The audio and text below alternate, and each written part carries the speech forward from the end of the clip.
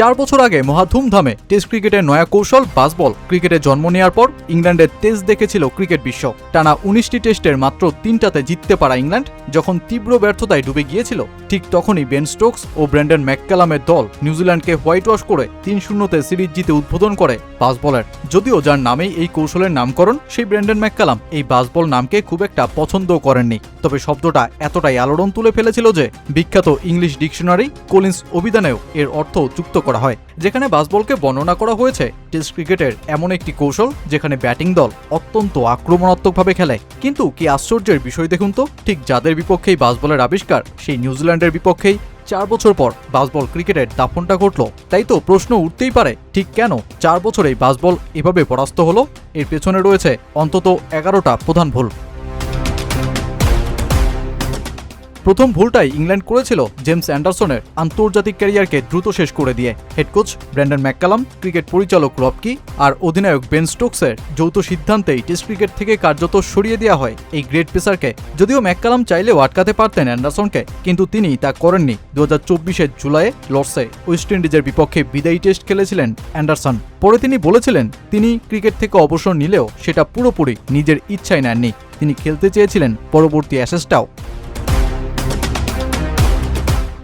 দ্বিতীয় কারণ, কাউন্টি ক্রিকেটকে গুরুত্ব না দেয়া। শোয়েব বশির, রিহান আহমেদ ও জ্যাকব ব্যাথেল, এদের কাউন্টি ক্রিকেটে খুব বেশি প্রমাণিত পারফরমেন্স না থাকলেও তারা জাতীয় দলে ঢুকে গেছেন। অন্যদিকে কাউন্টির পরীক্ষিত ক্রিকেটারদের ব্রাত্য করেন ব্রেন্ডন ম্যাককালাম, যা সবশেষ হিতে বিপরীত হয়। তৃতীয় কারণ, ব্রেন্ডন ম্যাককালামের কাঁধে অতিরিক্ত দায়িত্ব তুলে দেয়া। টেস্ট কোচের দায়িত্বে থাকা ম্যাককালামকে গত বছর সব ফরম্যাটের হেড কোচ করা হয়, আর যার পরেই ইংল্যান্ড জিতেছে 5টি টেস্ট, হেরেছে 8টি, 6টি ওয়ানডে জয়ের বিপরীতে হেরেছে 12টি। চতুর্থ কারণ, অতি আত্মবিশ্বাস ও অ্যাশেজ সিরিজের জন্য পর্যাপ্ত প্রস্তুতি না নেয়া। একটি প্রস্তুতি ম্যাচ খেলেই অস্ট্রেলিয়ার বিপক্ষে অ্যাশেজে নামা, সেটা ছিল ইংল্যান্ডের মস্ত বড় ভুল। অতঃপর অস্ট্রেলিয়ার সামনে ইংল্যান্ডের লণ্ডভণ্ড হয়ে যাওয়ার দৃশ্য সে তো বাস্তবে রূপ পেয়েছে। চতুর্থ কারণটাও সেই অ্যাশেজ সফরের এক বিতর্কিত সিদ্ধান্ত, যেই সিরিজ চলাকালীন কুইন্সল্যান্ডের নুসায় ইংল্যান্ড দলের অবকাশযাত্রা তুমুল বিতর্ক তৈরি করে। খেলোয়াড়দের দীর্ঘ সময় মদ্যপানের ছবি প্রকাশিত হয়। বেন স্টোকসকে এক রেডিও উপস্থাপকের সাথে ছবি তুলতে হয়, যার হাতের কাগজে লেখা ছিল বাস বোলার্স অ্যানোনিমাস, ফ্রি কাউন্সেলিং।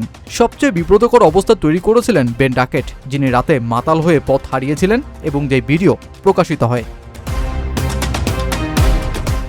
বেচারা বাসবলের মৃত্যুর ষষ্ঠ কারণটাও সেই মদ্যপান সংস্কৃতি। নিউজিল্যান্ড সফরের ওয়ানডের আগের রাতে হ্যারি ব্রুকের একটি নাইট ক্লাবে নিরাপত্তা কর্মীর সঙ্গে ঝামেলার খবর ফাঁস হয়ে যাওয়া আর ইংল্যান্ডের ক্রিকেট সংস্কৃতি নিয়ে ওঠা প্রশ্ন।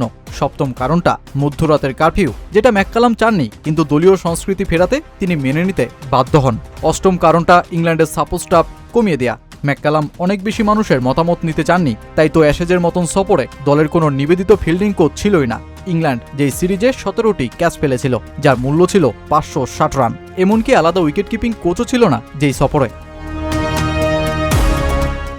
নবম কারণটা, খেলোয়াড়দের চাপে না রেখে অতিরিক্ত শিথিল পরিবেশ তৈরি করে দিয়েছিলেন ম্যাককালাম, সাথে অপেশাদার পরিবেশও দীর্ঘ সমালোচনা তৈরি করে। লিয়াম লিভিংস্টন, বেন ফোক্স ও রিস টপলিরা যখন অভিযোগ করেন, তাদেরকে বাদ দেওয়ার পর আর কোনো যোগাযোগ করেননি দলটার পরিচালক। দশম কারণটা, বেন স্টোকসের সাথে ব্রেন্ডন ম্যাককালামের সম্পর্কের অবনতি, যা অ্যাশেজ সফরেই গাঢ় হয় প্রবল। আর সবশেষ কারণ, অফ ফর্মে থাকা খেলোয়াড়দের প্রতি অতিরিক্ত আনুগত্য। অস্ট্রেলিয়া বলেছিল ইংল্যান্ডের বাসবলের ভবিষ্যৎ অন্ধকার। অবশেষে যেই এক অ্যাশেজ সফরেই ক্ষতবিক্ষত বাসবলের শেষ পরিণতিটা ঘটল নিউজিল্যান্ডের বিপক্ষেই।